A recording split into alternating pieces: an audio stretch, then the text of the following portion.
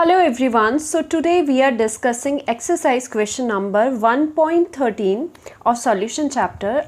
The partial pressure of ethane over a solution containing 6.56 into 10 raised to the power minus 3 gram of ethane is 1 bar.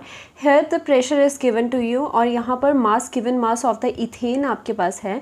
If the solution contains 5 into 10 raised to the power minus 2 gram of ethane, then what shall be the partial pressure of the gas?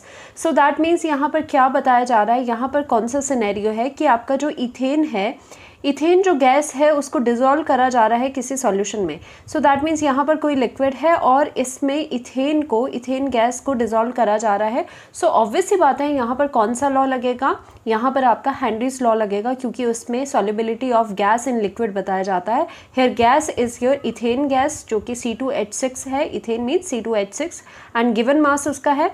अब यहाँ पर दो scenarios है, दो cases है. First case है जब आपका given mass of this gas आप इतना ले रहे हो, इतना ग्राम ले रहे हो, तो उस पर जो प्रेशर आया इसका, जो आपका वेपर प्रेशर आया गैस का, वो इतना आया, राइट. अगर सॉल्यूशन में चेंज करते हैं हम अमाउंट इथेन गैस का इतना, तो पार्शियल प्रेशर आपका कितना हो जाएगा. सो दैट मीन्स यहाँ पर हेनरीज लॉ दो तरह से लगेगी. हेनरीज लॉ दो केसेस में लगेगी. पहला जो हेनरीज लॉ है वो यहाँ पर लगेगा, सेकंड जो हेनरी लॉ होगा वो यहाँ पर लगेगा. So according to Henry's law हमें पता है कि यहाँ पर अकॉर्डिंग टू हेनरी लॉ हमें पता है कि जो partial pressure of the gas है वो कितना होता है. इट इज़ इक्वल टू जो आपका हेनरीज कांस्टेंट होगा and mole fraction of that gas. That means यहाँ पर क्या आएगा, मोल fraction of the ethane. So case 1 में हम ये बात करते हैं कि हमें गिवन क्या है. गिवन है mass of gas W is equal to of the gas is equal to 6.56 into 10 raise to the power minus 3 आपके पास ग्राम में है, राइट. तो यहाँ पर इसी के साथ साथ हमारा जो प्रेशर है, प्रेशर ऑफ दी जो गैस है फॉर दिस पर्टिकुलर केस, जब ये आपका सॉल्यूशन बनाएगा तो partial pressure of the gas कितना होगा, 1 बार होगा. ये आपको गिवन है, फर्स्ट कंडीशन है आपके पास, राइट. सो यहाँ पर हमें पता है कि KH चलो कांस्टेंट है, प्रेशर भी we know that it is your 1 bar. So mole fraction of the gas हमें कैलकुलेट करना है. मोल फ्रैक्शन क्या होता है, गिवन आपका मोल्स का रेशो होता है, इसका मोल का रेशो होगा इस गैस का एंड टोटल आपका मोल्स आएंगे. तो दैट मीन्स मोल पर हमें कॉन्सेंट्रेट करना है. तो मोल पर हमें कॉन्सेंट्रेट करने के लिए गिवन मास ये हो जाएगा. मोलर मास कितना हो जाएगा, मोलर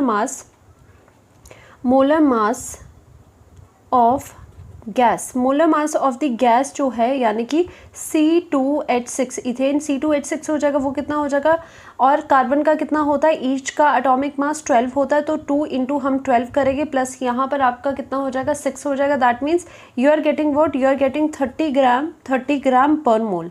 30 ग्राम पर मोल आपका यहाँ पर C2H6 का मोलर मास हो जाएगा. All right. सो नाउ यहाँ पर आपका नंबर ऑफ मोल्स कितना हो जाएगा, number of moles of the gas, okay, number of moles of this gas. That means ethane gas कितना हो जाएगा, given mass upon molar mass.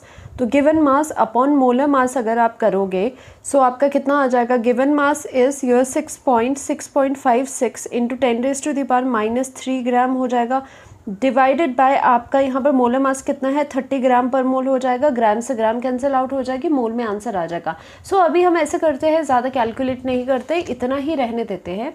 So now our chi is equal to chi of this gas, that means the ethane gas, it is equal to कितना हो जाएगा, number of moles of the gas, जो आपकी gas है यानी कि कौन सी है, C2H6, डिवाइडेड बाय. अब ऐसा है कि जो आपका सॉल्यूशन बना होगा, एक उसमें सॉल्वेंट होगा, सॉल्वेंट में गैस डाल रहे हो, तो that means number of moles, total moles of the solution में क्या होगा, गैस के आपके नंबर ऑफ मोल्स हो गए और number of moles of the solvent हो गए यहाँ पर. तो हमें इसे सॉल्वेंट लिख लिया, राइट. अब इसमें क्या होगा, सिंस आपके यहाँ पर number of moles of the gas आप डाल रहे हो किसी लिक्विड में, तो ऑब्वियस सी बात है कि आपके गैस के जो नंबर ऑफ मोल्स होंगे वो सॉल्वेंट के कंपैरिजन में बहुत कम होंगे क्योंकि ये गैस है.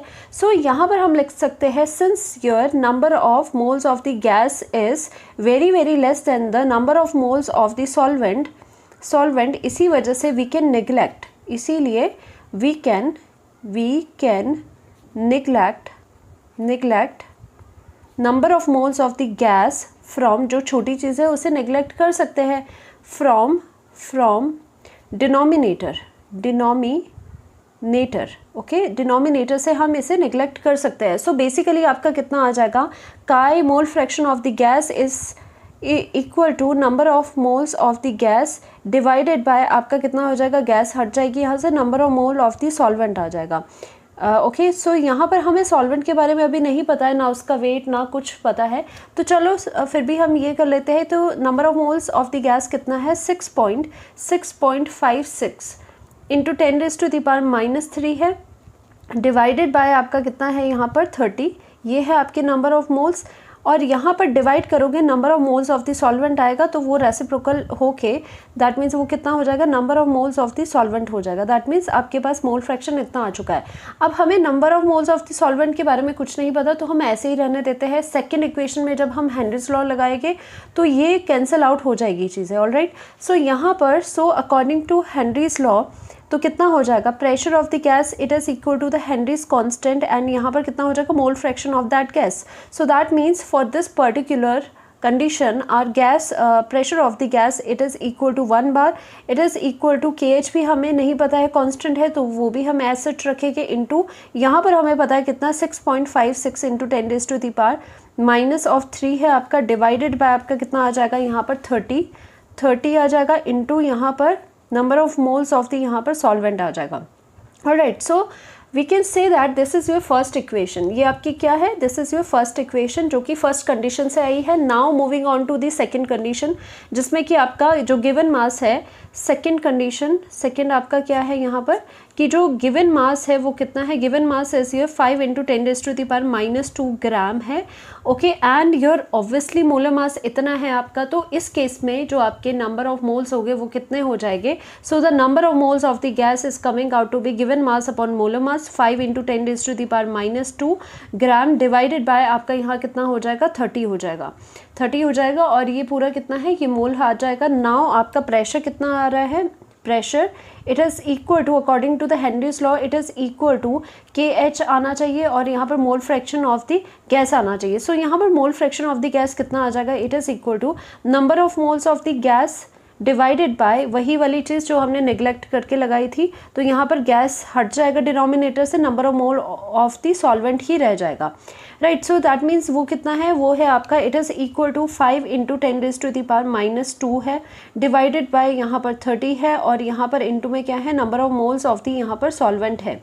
ऑलराइट, सो ये वाली वैल्यू हम यहाँ पर पुट करेंगे हेनरीज लॉ में। सो प्रेशर कितना है, प्रेशर अननोन है, क्योंकि दूसरी कंडीशन में जब आपका इथेन का जो मास है वो इतना हो जाएगा, तो इस पर कितना पार्शियल प्रेशर रहेगा वो हमें कैलकुलेट करना है। सो द प्रेशर जो कि अननोन है, हमें नहीं पता अभी कितना आएगा, it is equal to KH जो हेनरीज कांस्टेंट है, एंड मोल फ्रैक्शन कितना है यहाँ पर, इंटू 5 इंटू 10⁻² है आपका, डिवाइडेड बाय 30 इंटू यहाँ पर number of moles of the यहाँ पर सॉल्वेंट है, ये एज सच आपका रहेगा। Now this is your equation number 2, ये आपकी इक्वेशन नंबर 2 है। फ्रॉम फर्स्ट एंड सेकंड हम कर सकते हैं, या फिर फर्स्ट को सेकंड से डिवाइड कर सकते हैं, ऐसा कुछ कर सकते हैं। हम ऐसे करेंगे डिवाइडिंग